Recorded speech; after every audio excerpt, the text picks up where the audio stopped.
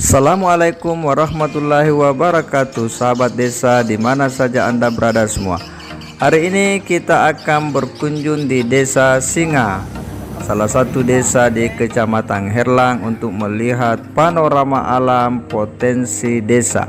Salah satu titik potensi desa yang akan kita kunjungi adalah Gua Liam Pak Nikia, salah satu titik wisata yang rencananya akan dikembangkan oleh Desa Singa.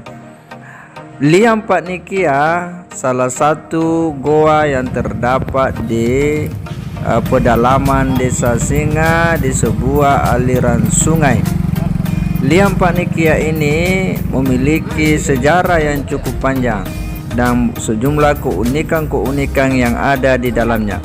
Konon di dalam Liam Pak Nikia itu ada danau yang memiliki ikan. Salah satu jenis ikannya adalah berupa udang. Liam Pak Nikia juga sebagaimana ditutur oleh orang-orang yang pernah masuk di dalamnya adalah terdapat sejumlah meja-meja dan kursi-kursi yang terbuat dari batu yang sudah tertata dengan baik. Seperti apa kisahnya? Ikuti perjalanan kami terus.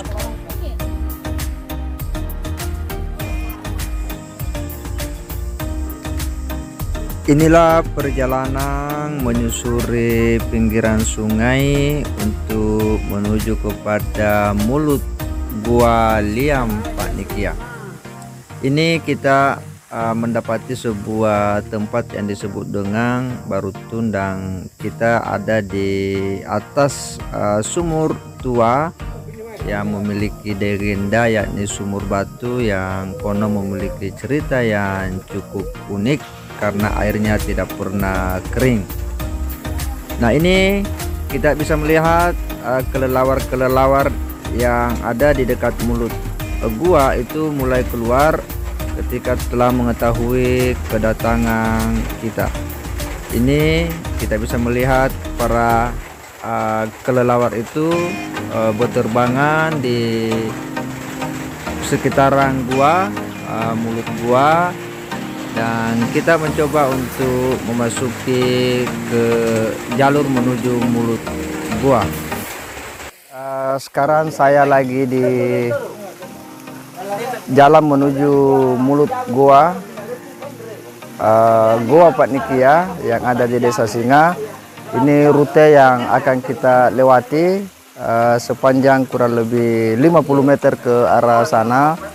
Kita akan dapat masuk di mulut gua.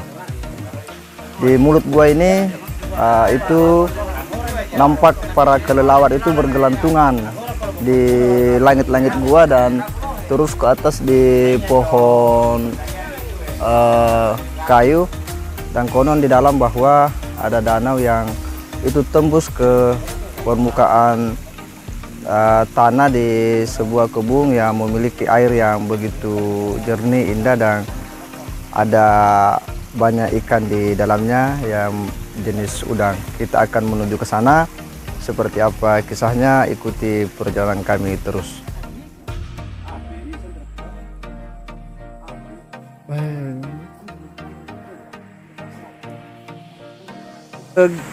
Beginilah suasana di dekat mulut gua, bagaimana kelelawar-kelelawar itu lalu kemudian keluar berterbangan setelah mengetahui ada kedatangan rombongan.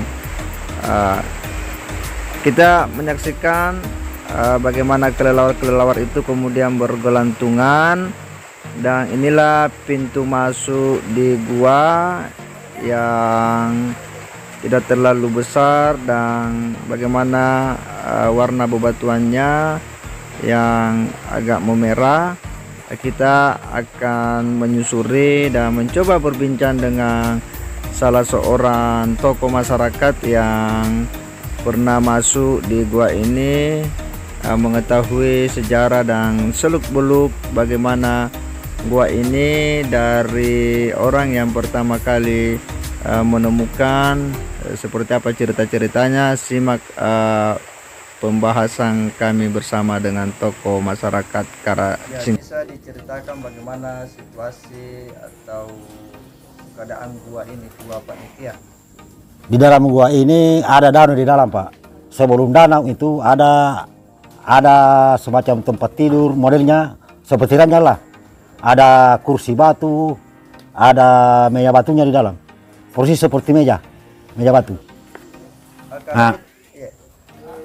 Berarti ini kayak sudah ditata, Pak, ini guanya di dalam ini. Iya, kayaknya begitu, Pak. Sepertinya begitu. Bagaimana ceritanya gua ini pernah ditinggali orang-orang di zaman dulu, zaman penjajahan? Kalau menurut cerita-cerita orang tua, katanya tempat persembunyian orang dulu di zaman penjajahan di sini. Kalau itu danaunya, Pak, bagaimana situasinya itu di danau itu? Di danau itu, Pak, airnya jernih dan banyak udangnya di situ. Bagus sekali airnya situ. Kalau menurut situasinya di dalam ini, ada berapa panjang ini guanya di dalam ini? Kalau ya saya pernah juga, saya tidak pernah masuk, Pak, tapi ada orang tua yang masih hidup sekarang, dia pernah masuk, ada 2 kilo ini turun sampai ke sungai. Ada yang pernah masuk di sini? Ada, Pak, orang tua masih hidup sampai sekarang. Bahwa ini sekitar 2 kilo ya? Iya, 2 kilo. Dan di dalam memang kayak sudah tertata. Iya, sudah tertata di dalam. Ada meja-mejanya, ada. Iya. Ada meja, ada seperti meja, ada seperti ranjang di dalam, Pak. Ada seperti kursi. Ya. Di dalam gua, Pak, luas di dalam.